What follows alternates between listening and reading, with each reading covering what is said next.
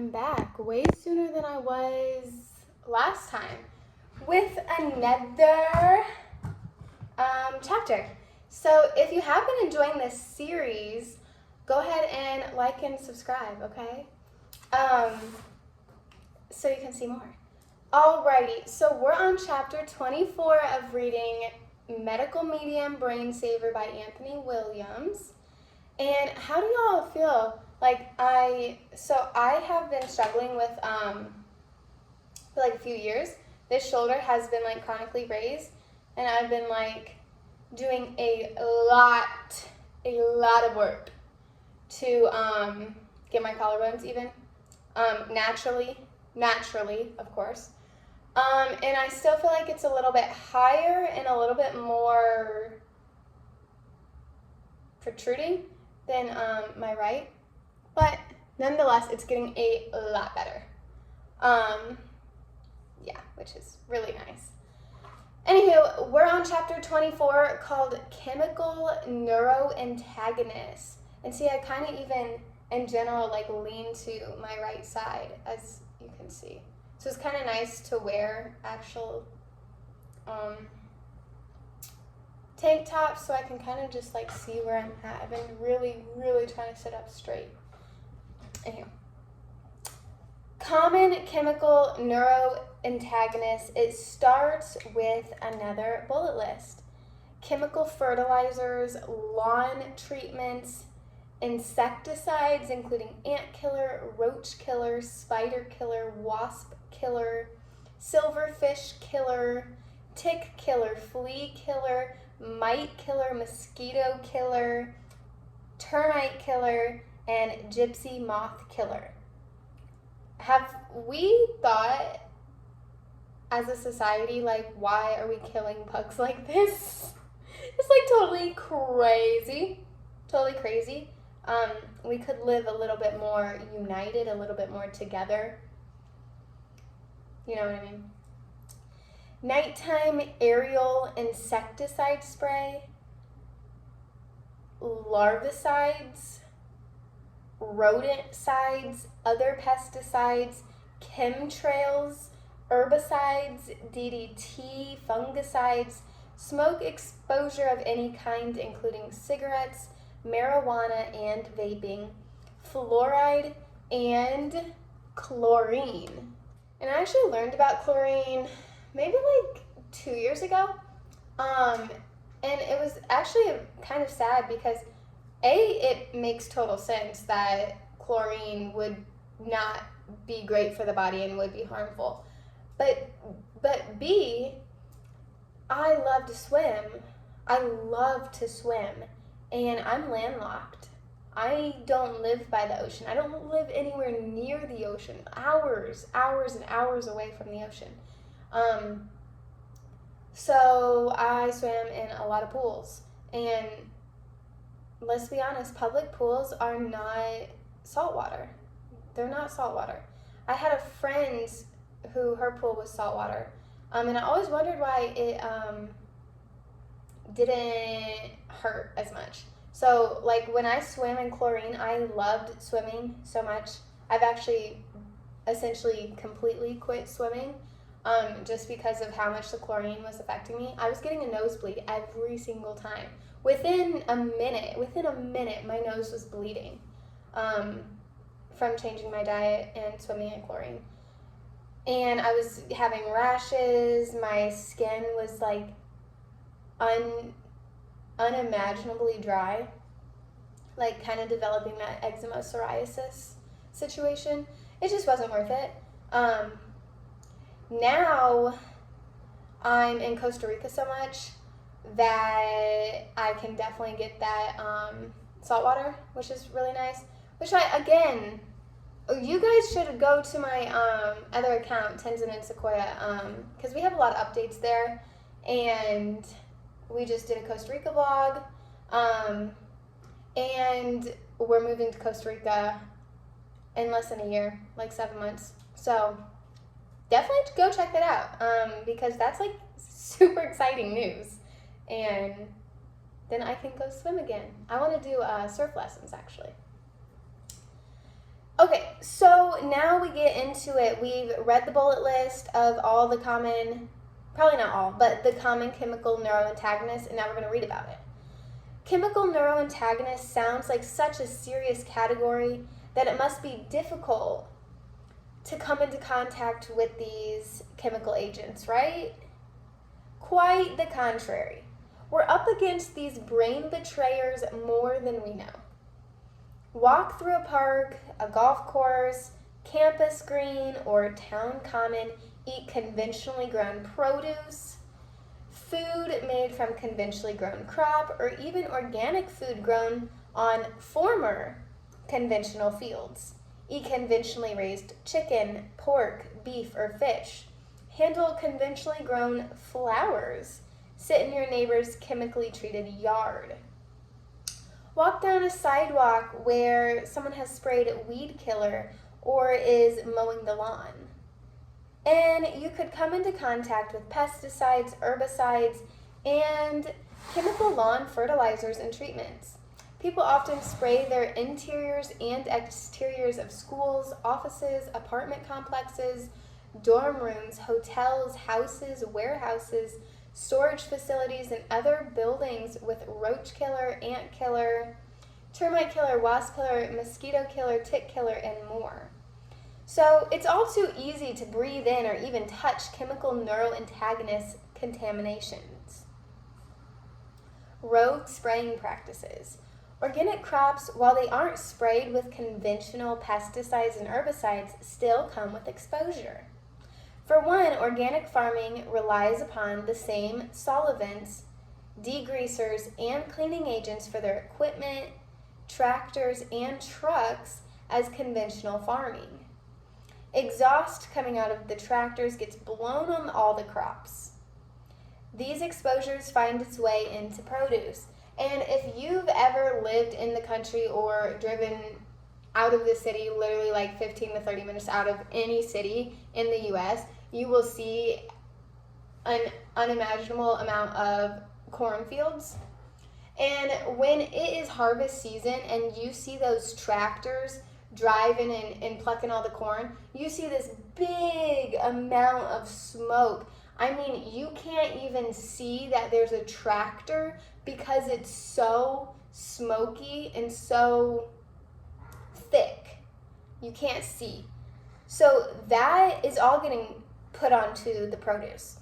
And I grew up on a farm, and we had a tractor. And we never ate the corn. I'm like, let's get this straight, you guys. I didn't eat that. That wasn't for me. And there's a reason, and look into it even deeper. Actually, let me go on a little tangent here, as I do best. A lot of these companies, say Doritos, for an example, the CEO and owner does not eat Doritos. They don't feed it to their kids. And there was actually a documentary on this, which is why I bring up Doritos particularly. They don't eat their product. There's a reason for this. Did you see the Chipotle dude? Like, kind of... Anyway. I don't think he really eats his product either.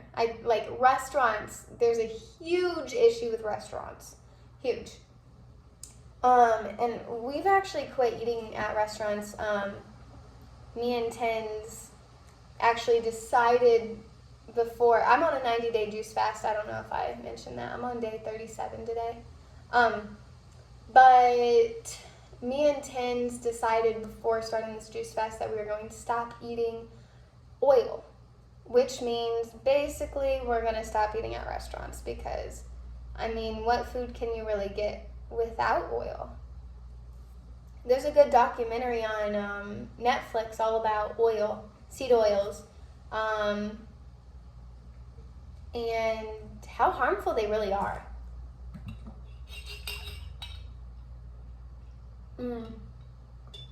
Orange juice, pineapple, and coconut water all mixed together. Okay, let's get back to it, y'all. Plus, dangerous mosquito sprays and other insecticides are dumped out of the helicopters and planes all around us. All around the U.S. and in other places around the world. These high concentrations of mosquito spray from low-flying planes and low-flying helicopters douse organic crops, including fields where grass-fed cattle are grazing, just as they do any other farm or yard. The chemical companies providing the spray and flight patterns do not purposely avoid organic farms. This occurs every single year. Whole cities and towns are sprayed by helicopter for bugs like mosquitoes and gypsy moth caterpillars. So see if you can find out the local schedule and stay indoors with windows closed at those times. Keep in mind that scheduling is never a definitive operation. Even if you have the local schedule in hand, it isn't guaranteed to be correct. Timing is never exact. It's always extremely loosey-goosey, and spraying is often done without forewarning. Trust your instincts if you see, hear, or smell something suspicious. If you like going to a public park, find out its particular treatment schedule too, and see if you can wait for a good rain between when it's sprayed or fertilized or when you visit. When you do go, take along a blanket so you don't end up sitting on treated grass. Pregnant women should take special care with all of this. Direct pesticide, herbicide, or fungicide exposure can be enough to cause pregnancy complications. And I highly, highly, highly do not doubt this information, but as my personal life, I ain't doing it. I'm gonna be totally honest, I ain't doing it. This is a little much for me, but I do recognize that this book series is for the chronically ill. And the chronically ill is very vast, very broad range of people. So for me, if I want to go outside, I finna go outside. If I want the window open, I finna open the window. But I know some people really severely struggle with environmental situations, so. Oh my God.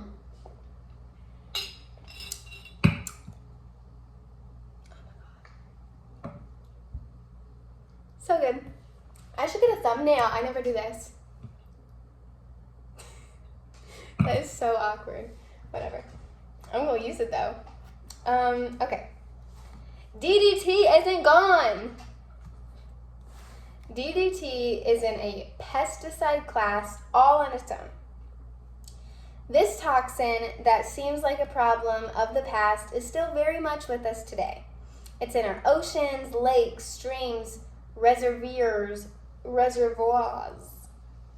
and other water resources, agricultural fields, and more. Plus, it's still in the use in some parts of the world, and winds can even carry it from continent to continent. What's more, DDT passes along through bloodlines from generation to generation. So if one of your forebears was exposed in DDT's heyday, that same DDT from back then could now be in your blood and brain. In farming, a lot of fields are recycled. Almost all the farmland in use today is farmland from the 1930s, 40s, 50s, and 60s, and was heavily sprayed with DDT, so DDT is still in the dirt. That's true whether the farmland is used for conventional or organic farming today. Most organic farmland was converted to organic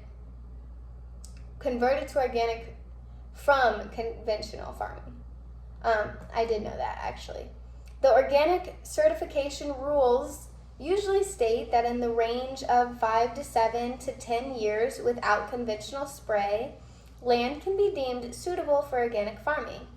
DDT lives many years past that in the soil. DDT has a half-life of a good 100 to 200 years.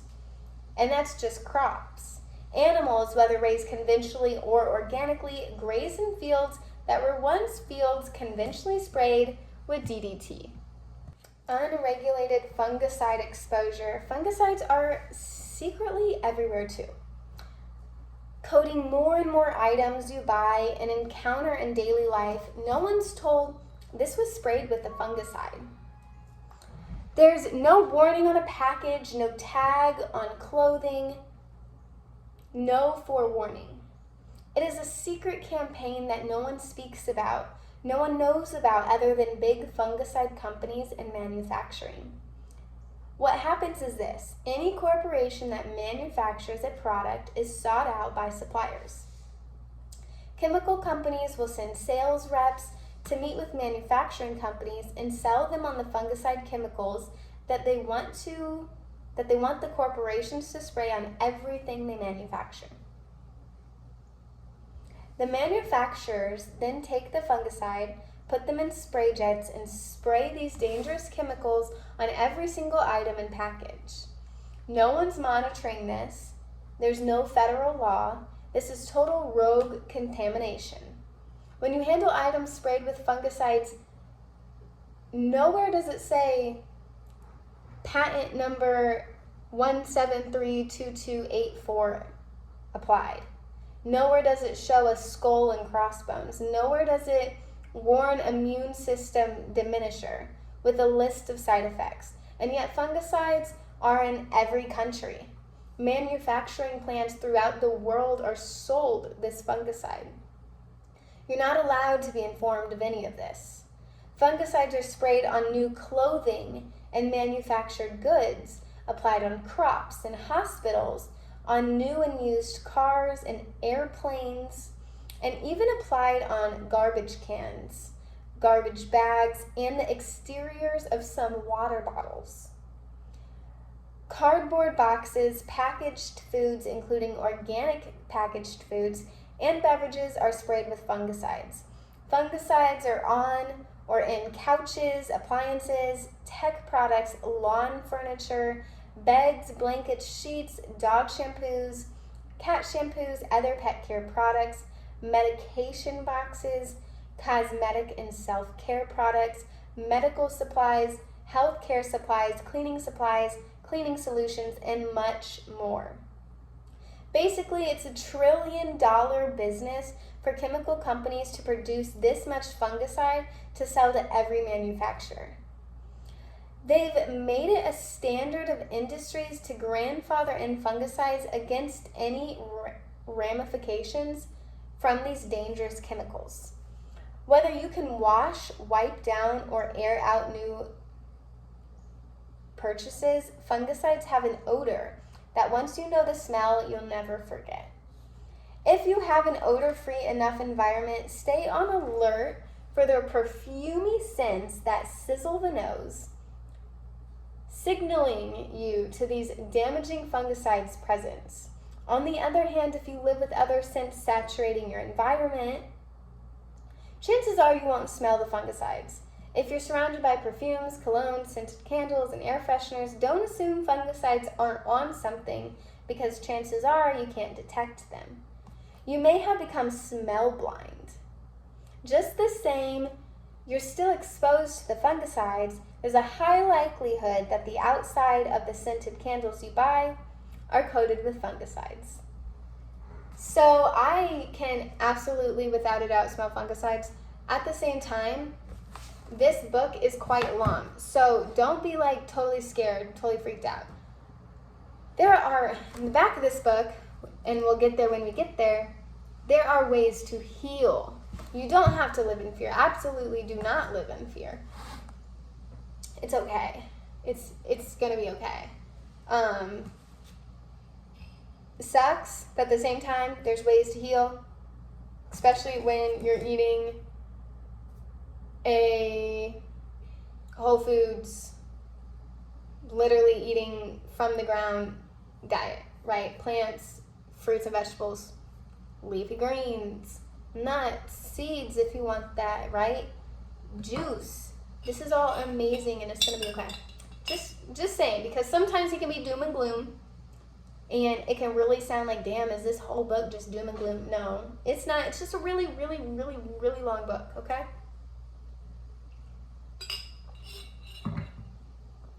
Smoke exposure. The smoke from any cigarette, cigar, vaping, and marijuana is not the only smoke that's detrimental to our brain and neurological health. On top of the chemicals that smoking, vaping, and secondhand smoke draw into the lungs, bloodstream, and brain, there's chemical exposure from recreational fire sources such as fire pits burning, treated lumber, treated logs in a fireplace, and charcoal grills. Fires on people's properties set to burn sticks, twigs, rotten logs, and leaves often have garbage, plastic, cardboard, and rubber thrown in them, taking the smoke's toxicity to a whole other level. Burning pesticide-laden plastic, row covers is also a common agricultural practice across the country, and without detecting or knowing it, we all breathe it in, this white smoke. On top of all that, if someone's home is saturated in scented candles, air fresheners, detergents, fabric softeners, hairsprays, cologne, and cleaning products, the air inside the home enters the fireplace, gets cooked by the heat of the flames, goes up the chimney chute, and contaminates the air outside. And even more toxic, renditions of the chemicals, because they've gone through the flame and become distorted, taking them to a new toxic high. Smoke inhalation in any of these ways lowers the immune system, intoxicates the liver and lymphatic system, and compromises the nervous system. Fluoride and chlorine exposure. Fluoride and chlorine are very common in our lives, made all the way more widespread because we think of them as being on our side. The obvious exposure to fluoride is in dental treatments. For chlorine, it's swimming pools, power washing, and cleaning products such as bleach in office buildings. These brain betrayers are also very commonly in tap water, including beverages and foods in restaurants. Even if you know to find fluoride-free toothpaste and ask your dentist for fluoride-free cleaning and seeking out swimming pools that use little or no chlorine, you may be ingesting and bathing in fluoride and chlorine at home if you don't use water filters. Fluoride and chlorine are highly toxic to the immune system and the central nervous system. There's actually been a few people post, if you're familiar with the medical medium Reddit, who have said that their water wasn't allowing them to heal. And when they got a water filtration system in their shower, that's when they were finally able to heal, which I found really interesting. I've never had a water filtration. When I looked, they were out. Like, they were completely sold out. And I've looked again, and they were completely sold out. And then I quit looking. So I've only looked twice. Last time I looked was over a year ago. I'm curious about it, but I also don't have a home. I rent. So it's more of a like, I'll do that for my forever home, I guess. Chemical neuroantagonists in our brain. One of the reasons chemical neuroantagonists antagonize us is that they are potent viral fuel, in part because they often contain toxic heavy metals. However, you're exposed to pesticides, they can find their way into your spinal fluid. By feeding viruses in our body or even brain, chemical neuroantagonists result in more toxic viral waste, such as neurotoxins, which heighten nervous system symptoms. Because of this, chemical neuroantagonists make a viral brain more viral and inflamed cranial nerves more inflamed. And because chemical neuroantagonists cross the blood-brain barrier very easily, they also make an alloy brain more alloy, an emotional brain more emotional, a burnt-out brain more burnt out, an addicted brain more addicted, and an acid brain more acidic. Chemical neuroantagonists tend to enter into the brain in 4 ways. The first one is when we breathe them in and they enter our sinus cavity, from which they can seep into the brain, whether we're breathing in chemical neuroantagonists through our nose or mouth, it has the same effect. Walking through a yard or park that's being sprayed with pesticides, for example, brings these toxic aerosolized particles into your sinus cavities, and that means fast delivery straight to your brain, similar to how cocaine or fentanyl would be delivered. You'd think the bloodstream would derail the contaminants. In this case, it doesn't. In the sinuses, chemical neuroantagonists bypass blood currents with a saturation rate unsurpassed by anything else. Meaning, chemical neuroantagonists can cross connective tissue and travel into the brain almost immediately upon breathing them in, saturating the frontal lobe, which I believe is right here. Breathing in chemical and that would make sense because it didn't have much to go to. Breathing in chemical neuroantagonists also sends them to the lungs. From there, they immediately enter the bloodstream and can travel throughout the brain via the blood, ending up anywhere inside the brain. Chemical neuroantagonists can even absorb into the spine and enter the spinal fluid, eventually reaching the brain that way. Pesticides, fungicides, and other neuroantagonists entering the mouth, whether you're breathing them in or eating them, can also mean you end up swallowing and ingesting them. These chemical neuroantagonists absorb quickly into the stomach lining or intestinal tract lining, from there entering the bloodstream rapidly. Not every neuroantagonist enters the body through the air. The skin is the 4th main avenue for these brain betrayers to enter our bodies and eventually brains. Say you're pouring insecticide into a spray bottle. A few drops can easily splash onto your arm, hand, or leg. Then when you're spraying it, the spray can drift or splash into your skin and even soak through your clothes. Absorption into the epidermis, derma, and beyond sends these chemical neuroantagonists into the bloodstream. From there, they can reach the brain over time, sometimes even in a time-released vapor form. And that's the end of chapter 24, and it ends with a quote, of course: "The brain is meant to be a sponge for knowledge. Instead, it becomes a sponge for waste." Anthony Williams, medical medium. Come back for part 2, and don't forget to like and subscribe, okay? Peace out.